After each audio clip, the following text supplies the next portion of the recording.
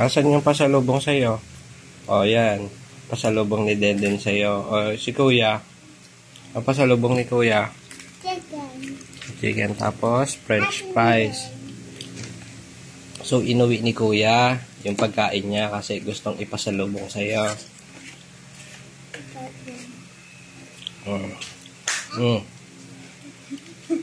Ano sasabihin kay Kuya? Thank you, Kuya. O, tapos, may anong gagawin?